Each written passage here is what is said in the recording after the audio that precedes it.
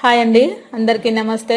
నేను ఈరోజు నా వీడియోస్లో తెలుగు రెసిపీస్ ఫర్ ఆల్ నా ఛానల్లో ఈరోజు మంచి రెసిపీ మీకు ములక్కాయ పచ్చడి, ఒక 1 వీక్ వరకు నిల్వ ఉండే పచ్చడి ఎలా తయారు చేసుకోవాలో చూపిస్తాను.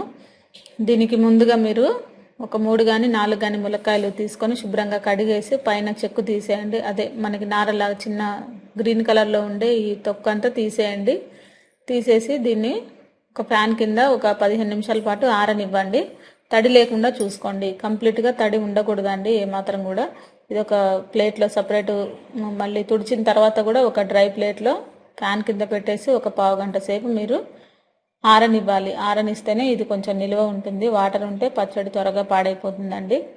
ఇప్పుడు మీరు ముందుగా 4 ములక్కాయలకి ఒక వెల్లుల్లిపాయ, పెద్ద సైజు వెల్లుల్లిపాయ అన్ని పొట్టు తీసేసి కచ్చపచ్చాగా దంచి పెట్టుకోండి. ఇది కూడా మళ్ళీ మిక్సీ వేసుకోవాలి. మీరు ముందుగా కొంచెం లైట్గా దంచి పెట్టుకోండి. ఇలాగైనా డైరెక్ట్గా వేసేసుకోవచ్చు, లేదంటే మీరు మిక్సీ కూడా వేసేసుకోవచ్చు. కొంచెం నలిగిన తర్వాత దీన్ని పక్కన పెట్టేసేయండి. ఒక మీడియం సైజ్ అంత నిమ్మకాయ అంత చింతపండు తీసుకోండి. చింతపండు గింజలు లేకుండా చూసుకొని ఒక మిక్సీ బౌల్లో వేసుకోవాలి. దీంట్లోనే మీరు కారం అలాగే ఉప్పు వేసి దీన్ని మెత్తగా పేస్ట్ లాగా తయారు చేసుకోవాలి మనం. ఇప్పుడు దీంట్లో మనం సరిపడా కారం అండి, దీంట్లో ముందుగా మీరు చూసి వేసేసుకోండి. ఉప్పు 1 స్పూన్ వేసుకుంటున్నాను ముందుగా. తర్వాత మీరు కారం 2 స్పూన్లు వేసుకోండి. పులుపు ఎక్కువగా ఉంటే మరొక చెంచా కానీ లేదా ఒక 2 చెంచాలు కానీ తర్వాత వేసేసుకోవచ్చు. ముందైతే మిక్సీ పట్టేసుకొని ఇలా పేస్ట్ లాగా రెడీ చేసి పెట్టేసుకోండి. దీంట్లోనే వెల్లుల్లిపాయ కూడా వేసి మరొకసారి మీరు గ్రైండ్ చేసుకోండి. మరి పాయలాగా ఉంటే తినడానికి టేస్టీగా ఉండదండి. ఇలా కొంచెం కోర్సుగా మనం కచ్చాపచ్చాగా గ్రైండ్ చేసుకోవాలి. ఇప్పుడు మీరు కళాయి వేడి చేసుకొని ఈలోపు పోపు వేసేసుకున్నాము. ఆయిల్ కొంచెం ఎక్కువగానే పడుతుందండి. ఒక 7-8 స్పూన్లు ఆయిల్ వేసేసుకోండి. నిలువ పచ్చడి కాబట్టి ఆయిల్ ఉంటేనే బాగుంటుంది. దీంట్లో ఒక 4-5 ఎండుమిర్చి కట్ చేసి వేసేసుకోండి. అలాగే జీలకర్ర, ఆవాలు 1 స్పూను. ఇది కొంచెం వేగిన తర్వాత దీంట్లో కరివేపాకు, కొద్దిగా పసుపు కూడా వేసేసుకోండి. దీంట్లో ములక్కాయ ముక్కలు కూడా వేసేసుకోండి. ఇది ఆయిల్లో కొంచెం ఒక 5 నిమిషాల పాటు మనకి మగ్గాలండి. ఆవిరిలాగా మూత పెట్టేసి మగ్గనివ్వండి ఆయిల్లో. ఇలాగైతే ములక్కాయలు తొందరగా ఉడుకుతాయి మనకి. ఫ్రై చేయొద్దు, డీప్ ఫ్రై చేయొద్దండి.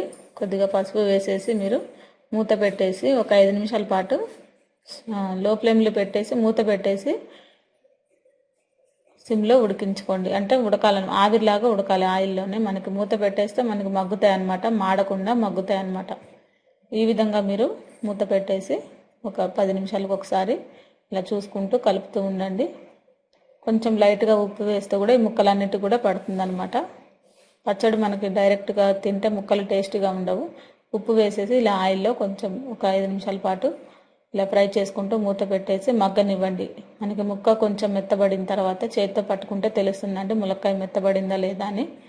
ఇలా చూసిన తర్వాత మీరు ఇప్పుడు ఈ మిక్సీ పట్టుకున్న చింతపండు మిశ్రమాన్ని అంతా కూడా దీంట్లో వేసేసి కలిపేసుకోండి. మీకు గ్రేవీ ఎక్కువ కావాలంటే మరి కొంత చింతపండు వేసేసుకొని మీరు ఈ విధంగా వేసేసుకోవచ్చు. ఇంకొంచెం గ్రేవీ కావాలంటే మీరు ఆయిల్ ఎక్కువగా ఉందనిపిస్తే కొంచెం కారం కూడా వేసేసుకోవచ్చు. పులుపు ఎక్కువగా ఉందండి, అందుకని మరొక 2 స్పూన్లు నేను కారం వేసాను. కరెక్ట్గా ఇప్పుడు సరిపోతుంది. మీరు టేస్ట్ చూసుకొని ఉప్పు కూడా చూసి వేసేసుకోండి. ఇది మనకి ఒక 1 వీక్ వరకు నిల్వ ఉంటుందండి. ఇది మనం కారం కూడా వేసిన తర్వాత ఒక 5 నిమిషాలు మనం లో ఫ్లేమ్లో సిమ్లో పెట్టేసి మగ్గనిస్తే సరిపోతుంది. 1/2 స్పూను ఆవాల పొడి, 1/2 స్పూను మెంతి పొడి ఫ్లేవర్ కోసం మంచి టేస్ట్ ఉంటుంది. ఇది నిలువ పచ్చడి కాబట్టి కంపల్సరీగా మనం కొంచెం దీంట్లో ఈ ఆవాల పొడి అలాగే మెంతి పొడి కూడా వేస్తే మనకి పర్ఫెక్ట్గా ఈ పచ్చడి రెడీ అయిపోయినట్టే. ఇప్పుడు దీన్ని చల్లారనిచ్చేసి ఒక సపరేట్ బౌల్లోకి తీసుకొని మీరు గాజు బౌల్లో కానీ ప్లాస్టిక్ బౌల్లో కానీ స్టోర్ చేసి పెట్టేసుకోండి. మీకు 1 వీక్ వరకు పాడవకుండా ఉంటుందండి. ఇది నెయ్యి వేసుకొని వేడివేడి రైస్లోకి తింటే చాలా టేస్ట్గా ఉంటుంది, సూపర్గా ఉంటుంది. మీరు కావాలంటే ముక్కలు కూడా కొంచెం చిన్న సైజుగా కట్ చేసి కూడా మీరు ఈ పచ్చడిని రెడీ చేసుకొని పెట్టుకోవచ్చు. చూసారు కదండి, ఈ రెసిపీ మీకు అందరికీ నచ్చే ఉంటుంది అనుకుంటున్నాను. ప్రతి ఒక్కరు నాకు లైక్ చేయండి, షేర్ చేయండి, సబ్స్క్రైబ్ చేయండి. ఈ రెసిపీని మీరు కూడా ట్రై చేసి ఎలా ఉందో నాకు కామెంట్ల ద్వారా తెలపండి. అందరికీ థ్యాంక్ యూ అండి.